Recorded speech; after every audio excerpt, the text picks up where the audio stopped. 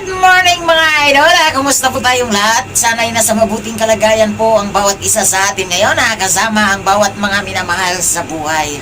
Ngayong araw na ito mga idol ay nandito ako sa taas, nandito ako sa loob ng operating cab sa taas ng tower crane. At ngayong umaga na ito, itutur ko kayo sa aking unit dito sa taas ng tower crane. Kaya ano pang iniintay nyo mga idol? Samahan nyo ako sa umaga na ito. Let's go! Ito yung unit ko rito sa taas ng tower crane mga idol. Kung napapansin nyo, napakalinis po yung taas mga idol. Wala kang nakikitang mga basura.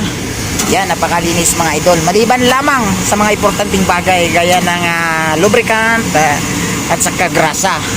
Kung nakikita nyo mga idol, napakalinis po yung unit natin inooperitan. Ito yung wire rope sa wisting at ito naman yung wire rope sa lapping. Maganda po yung pagka-file ng wire rope ng kable mga idol dito sa bull drum. Lalong lalo na po rito sa may wisting mga idol. Gandang pagkakamada. At napakagandang unit nito mga idol. Talagaan lang talaga ng maayos. Yan, napakalinis mga idol sa unit ko. Kaya sa susunod na maging operator nitong unit na ito, hindi natin alam na balang araw, malay natin, umalis ako sa kumpanya na ito. Sana ang makapalit nitong unit na ito ay alagaan ng maayos. May mga gandang opportunity na darating sa buhay natin. Siyempre doon tayo sa mga magagandang opportunity. At di natin alam na balang araw, pag ako'y umalis dito sa kumpanya na ito, sana yung pumalit ay alagaan ng maayos. Itong unit na ito mga idol, maganda pa ito, lalo na pag ay naalagaan ng maayos pag may maintenance. At ngayon mga idol, itutur ko kayo dito sa loob ng unit.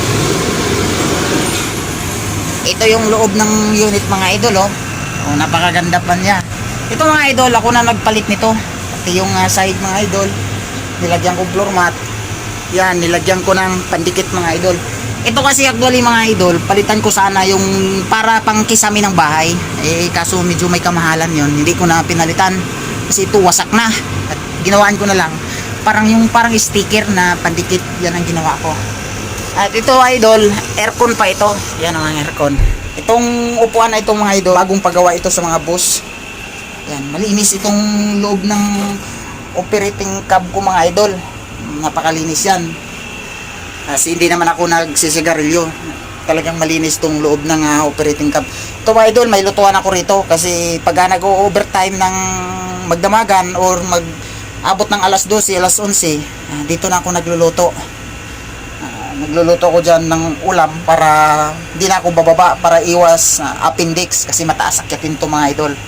Mga idol, napakalinis yung unit ko.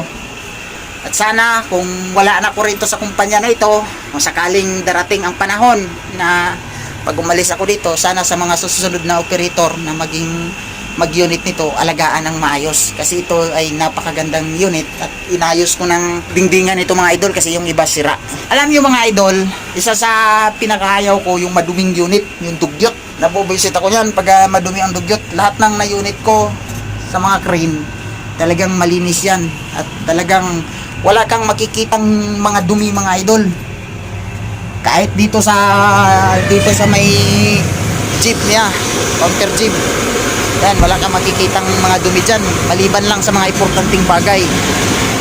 Yan, malilinis po yan lahat mga idol. Lalo na dito, wala kang makitang mga talsik-talsik. Yan, mga motor mga idol, malilinis yan. Minsan pag wala akong ginagawa, pinupunasan ko ng gasolina yan pag may tumatalsik. Kasi minsan hindi maiiwasan yan pag madamihan ng lubricant yan. Minsan tumatalsik yan mga idol. Kaya hanggang dito na lang ang aking munting pasilip sa aking liit na tahanan mga idol dito sa taas ng operating cab ng tower crane.